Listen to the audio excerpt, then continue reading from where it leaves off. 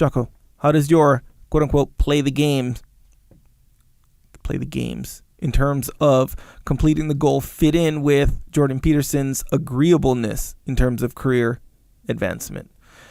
Is it a case of right time, right agreeableness? So this comes from Jordan Peterson talking about how people that are more agreeable have less success in promotion and salary than someone that is more assertive. Mm.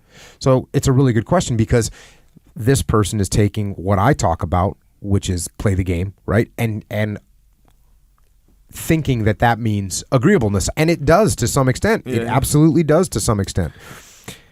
And so that's a really good question. And the answer is that there's a dichotomy to this, that there, like all of life and like all of business and like all of leadership, there's a dichotomy, because while someone that is agreeable, like very agreeable, certainly has less of a chance of career advancement than someone that is assertive, right? That makes sense. Like if you never say, hey, I'll do that, or hey, let me handle that project. If you don't ever do that, mm-hmm. and someone says, hey, no, I'll do this, and you go, okay, that's fine.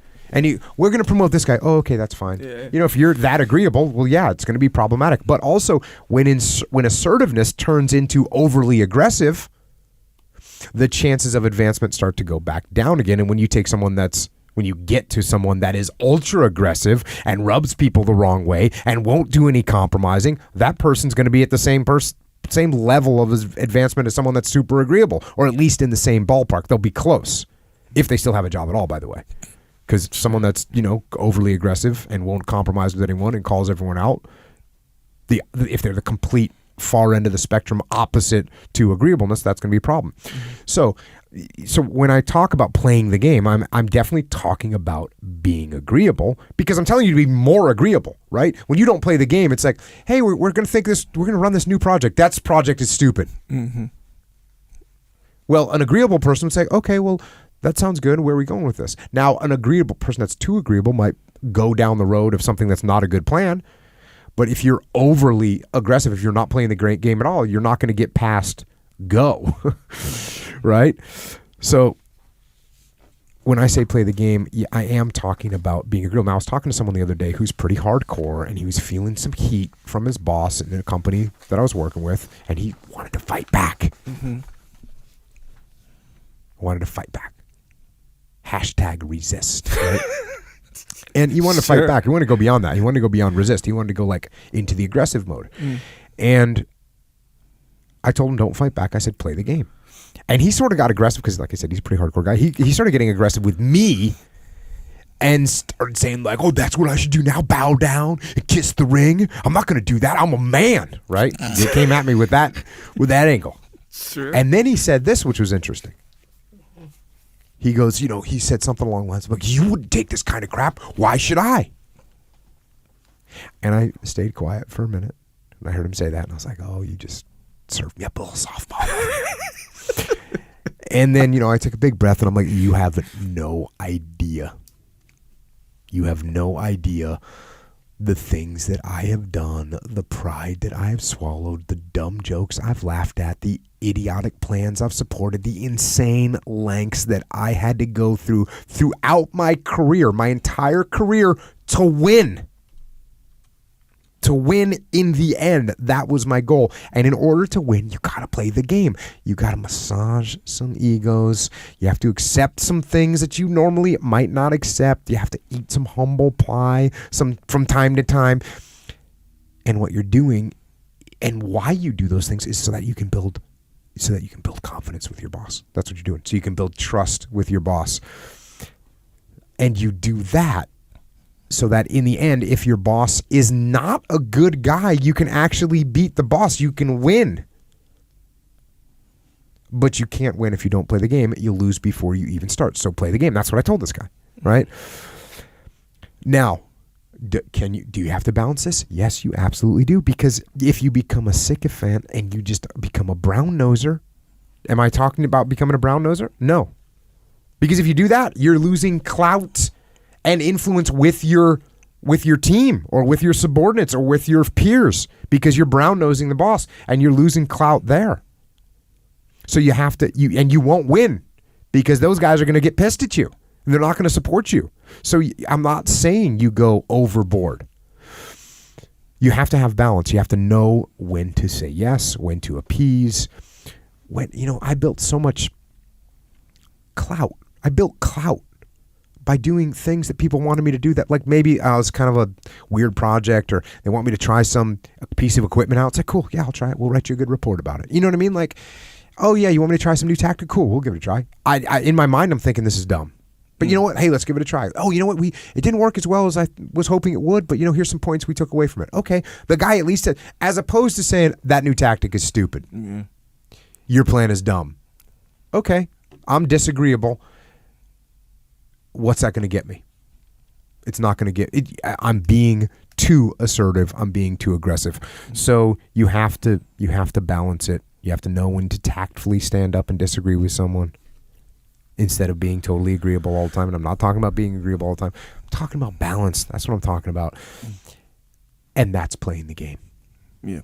So playing the game is not being a submissive, agreeable baby, right? That's not playing the game. Yeah.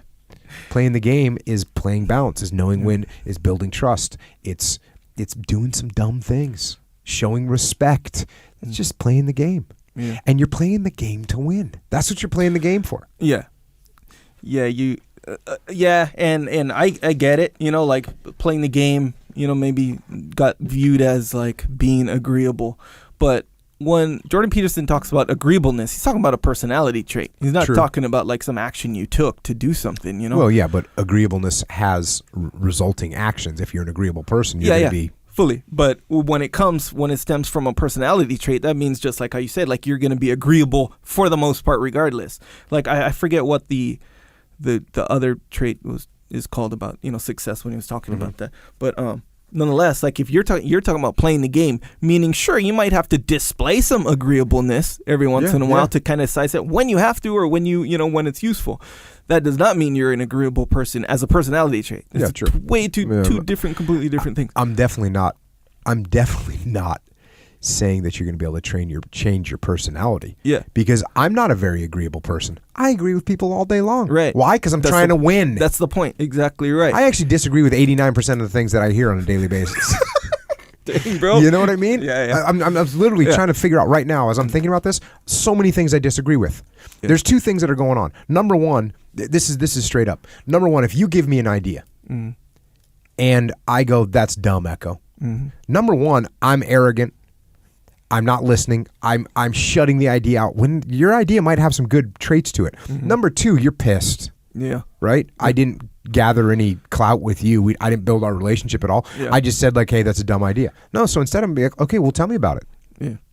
Tell me, like, how would you implement this idea of yours? Because maybe it could have some good benefit. I could see where you're coming from on this. Yeah. Well, now I'm building our relationship, and you're thinking that, hey, this guy listens to me, and that's what I like in someone I work with, someone that listens to me. So those are the kind of things that we're talking about. I'm not talking about changing your personality. I'm a disagreeable human being, but I don't show that very often. Right. I don't. There's something I was talking about this. Who was I talking to? I forget who I was talking to, but I was talking about how I never, ever, like there's some things that really bother me in the world, and I never tell anyone what they are. I will not. I'll go to maybe I'll put like in my last will and testament things that bothered me. But I will, but I don't tell anyone. Yeah. Why? Well, the main reason is because when you're in the teams and people know what bothers you, they're going to get it. They're going to tear you up with that thing. Yes. So I'll never say it. Won't tell my kids, won't tell my wife, nothing. When something happens that really, really bothers me, because I'm disagreeable, I don't like that kind of stuff. Is it like pet peeve kind of stuff? Both. Or is all the above? All right. Personality traits I don't like. The way people communicate sometimes I don't like. Little pet peeves that I have of things that people do that I don't like. No one knows any of them. No one knows any. They're all deep undercover, and I will never tell anyone what they are. I feel like you should kind of tell me just so I avoid these things, because I'm very agreeable in that way. Yeah. Where I don't want to do that stuff. Like if I'm saying, people say, I don't know what I'm saying, or like if I say like a lot. Do you not like that? Is that one of the things? I'll never tell anyone. I'll never tell anyone. All right. What these things are. All right. Cool. You're The target list for you, it's not that big. I'm at low risk. All right. I'm still on the radar though. All right. Yeah. Hey man, you know I So dig yeah, it. hey everyone, play the game. I know everyone wants. That's the funny thing is everyone thinks like Jocko's hardcore. I'll take no crap from nobody. And it's like no, actually, I'm gonna play the game because you know why? I'm gonna win. That's the difference. I'm gonna win. Yeah, that was kind of part of your story too. When the guy was that a face-to-face thing when you're talking about the guy who said it was. So there was like a built-in assumption right there when he said assumption. you wouldn't take that crap. I was like, whoa, wait. I was like, oh, actually, let me tell you what my life has been like. Yeah. And of course they're looking at me now and they're thinking, well, he just aggressively crushed everyone on his rise to the top, right? Yeah. It's like, no, not true at all. Yeah. Maneuvered. Yeah, like Played the game. Yeah. Nothing wrong with playing the game. Yeah. Now, we're not talking about like you just become a kiss ass. That's not what I'm talking about. Yeah. Being a kiss ass is equally bad. Yeah. It's equally bad. You lose just as much respect, not only from your peers, not only from your subordinates, but also from the person that you're working with. Yeah. They even know you're a kiss ass, and they'll run roughshod all over you. And when it comes time to promotion, they'll be like, you know what? I'm going to promote the other guy because it doesn't really matter. This guy is gonna kiss my ass regardless. Yeah. Because you're too agreeable. Yeah. So I'm not talking about this. This is a dichotomy. Yeah. Yeah. Yeah, man. So the point that I was making, that I think there might have been a misunderstanding given the question. Like, play the game isn't the same as this agreeableness that Jordan Peterson is talking about. It's different. They're not the same thing. Well, they're not the same thing. Yeah, it seems like the question that he thought it was the same thing. Yeah, exactly. He thinks that playing the game is being agreeable. Yeah. It's not. Yeah. It might sometimes be acting agreeable. Yeah. It might be agreeing to some things that make you a little bit frustrated, but you roll with it. Because you know what? You're playing to win. You're playing the long game. This is a joke, this conversation we're having with my boss or with my subordinate. Like, it's a joke. That thing doesn't matter to me. Yeah. I don't care if I win this argument. I'm playing the long game over here. Like playing to win. You ever watch Survivor? No. Come on, bro. You ever watch Survivor? Oh, no, I mean, I've seen shows of it. Yeah. Okay. So, I don't watch Survivor. Well, I do. I mean, my wife does, so... Is it still on? I didn't even know it's still a show. I think it's still on, yeah. Okay. So, Survivor, playing the game. And that's a term that is all up in Survivor, okay. Playing the game. So, okay, when Survivor, I'm going to take too long on Survivor, but it's totally in line with what you're talking about. So, Survivor, you know, they throw, and here's what the basis, just the prime raw basis of Survivor. You throw a bunch of people on. I know, everyone knows the basis. Thing. Yeah. You do some challenges. Vote each other off. You vote each other off with certain, advantages you can win and whatnot, right? Little rewards, whatever you mean. So, and how it turned itself, like what it morphed kind of into just by nature is like this little political game within the game, sure. Right? And now it's just a huge overt part of Survivor, the political game. I'm playing the game. Yeah. I'm building alliances. I'm doing all this stuff or whatever. It's the exact same thing, man. Exact same thing. Yeah. I'm building relationships or whatever. Yeah. Let me tell you what the huge difference is. And this is a huge difference. In that game, you're playing the game to win for yourself. Yeah. And what I'm talking about, and this is such a huge part of the way I think, that I didn't even talk about it because it's just embedded in the way I think.